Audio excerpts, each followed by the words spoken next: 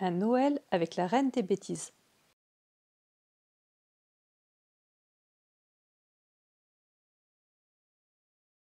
Chapitre 1. J'attends Noël avec impatience. Pas seulement pour les cadeaux, mais aussi pour Lola. Elle a 1 an de plus que moi et c'est ma cousine depuis toujours. On ne se voit qu'aux vacances parce qu'elle habite loin, c'est dommage. Heureusement, chaque année, elle vient passer Noël à la maison. Ses parents l'accompagnent. Ce qui est chouette, c'est que ses parents sont contents de voir mes parents. Et comme ils ne se voient pas souvent, ils ont des tas de choses à se raconter. Pendant qu'ils discutent ensemble, ils oublient de nous surveiller. Et ça tombe bien, parce que Lola est super fortiche en bêtises. C'est pour ça que je l'adore. Ses parents l'appellent garçon manqué, mais moi, je trouve que c'est une fille drôlement bien réussie. Mes parents installent un autre lit dans ma chambre pour Lola. Ils nous demandent d'être bien sages.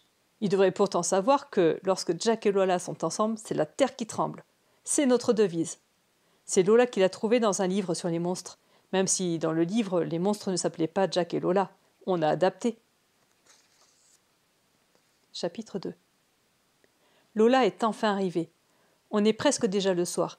Il paraît qu'il y avait des embouteillages. J'ai passé toute la journée assis par terre dans le salon à jouer avec mon garage. À chaque fois que j'entendais une voiture freiner dans la rue, je courais à la fenêtre. C'était casse-pied, mais je ne pouvais pas m'en empêcher. Finalement, ils sont arrivés quand j'étais au cabinet. Lola est allongée sur son lit, à plat ventre, les mains sous le menton.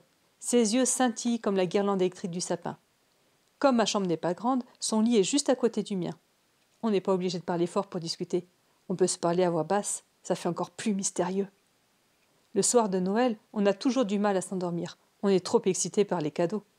Je demande à Lola, « T'as fait ta liste au Père Noël ?»« Bien sûr. »« Qu'est-ce que t'as commandé ?»« Un puzzle Tintin de 200 pièces, un établi pour scier les meubles de ma chambre, un costume de sorcière. » Tout en parlant, elle compte sur ses doigts comme pour se rappeler ce qu'elle a commandé. Et aussi des patins à roulettes avec une seule rangée de roulettes, comme les patins à glace. Ça s'appelle des rollerblades. En vrai, je voulais des patins à glace, mais comme maman n'a jamais eu le temps de m'emmener à la patinoire, je préfère avoir des patins que je peux faire sur le trottoir. Moi, j'ai demandé un coffret de magie, un circuit de petites voitures et un réveil avec des gros chiffres. Le coffret de magie, c'est pour faire disparaître les grands qui m'embêtent à la récré. Le circuit de petites voitures, c'est parce que j'aime bien. Et le réveil, c'est parce que lorsque je me réveille le matin, j'aime bien savoir l'heure qu'il est. D'habitude, pour savoir l'heure, je dois courir dans la cuisine où il y a une horloge. C'est embêtant parce que ça m'oblige à me lever.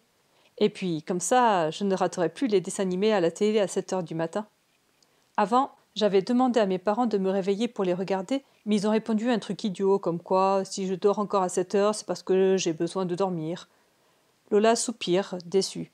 Au début, je voulais aussi un skateboard volant comme dans Retour vers le futur. Mais papa m'a dit que c'était pas possible parce qu'il n'en existait qu'un seul dans le monde entier et qu'il appartenait à Michael J. Fox. Et que Michael J. Fox, il ne voudrait pas le donner au Père Noël pour moi. Pourquoi ? C'est normal.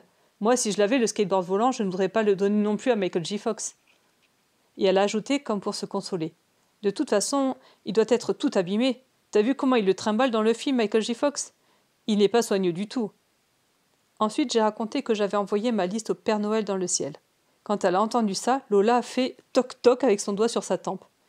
Et elle a presque hurlé. « Mais t'es dingue ! Il fallait mettre Père Noël au pôle Nord. Ta lettre, elle est peut-être pas arrivée. » J'ai haussé les épaules. C'est pas facile à faire quand on est allongé. Pourquoi il serait au pôle Nord et pas au ciel ? C'est le petit Jésus qui est au ciel. Mais non, le petit Jésus, il n'est pas dans le ciel, il est dans la crèche, il a été transformé en santon. Lola a haussé les épaules à son tour.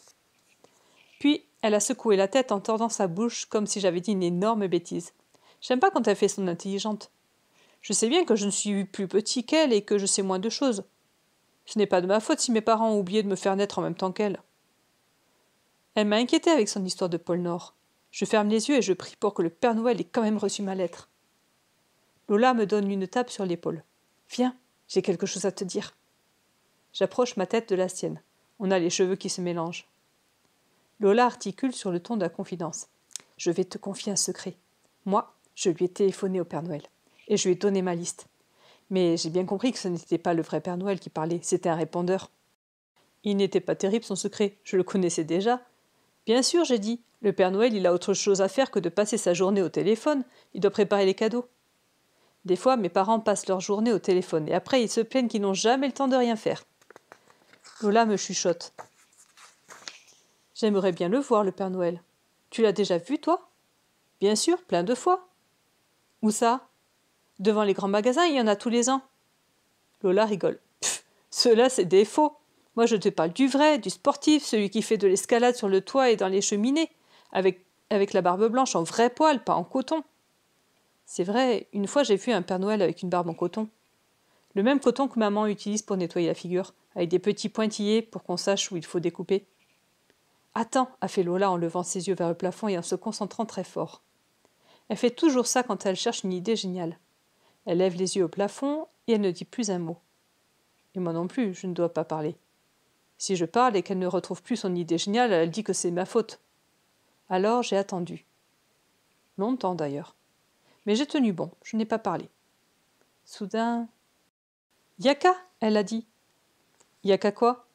Si on veut le voir, le Père Noël, y a qu'à aller dans le salon quand il déposera les cadeaux. On se lève à minuit moins une, on va dans le salon et hop, on le voit. Facile. Facile. Sauf qu'on ne sait pas quand c'est minuit moins une. Lola lève encore les yeux vers le plafond à la recherche d'une nouvelle idée. Alors, on n'a qu'à aller dormir dans la cheminée? Ah non, j'ai répliqué, il fait trop froid sur le carrelage. Je suis très frileux. Il paraît que jusqu'à 4 ans, j'ai dormi avec un surpyjama sur mon pyjama. Et avec la couverture la plus chaude de la maison par-dessus. Mais je ne m'en souviens plus. En plus, le Père Noël, il nous écraserait en descendant. Non, moi, je reste dans mon lit. Lola relève les yeux vers le plafond. Une fois, mon père est monté sur le toit de la maison pour décoincer un truc dans la cheminée. Un oiseau mort ou quelque chose comme ça, je ne sais plus bien. Ça fait un bruit du tonnerre quand ça a dévalé dans la cheminée.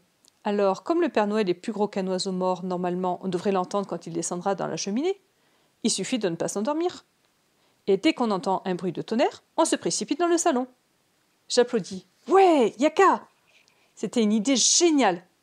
Sauf qu'on s'est endormi. Si tu veux connaître la suite de l'histoire, tu n'as qu'à emprunter le livre et le lire toi-même.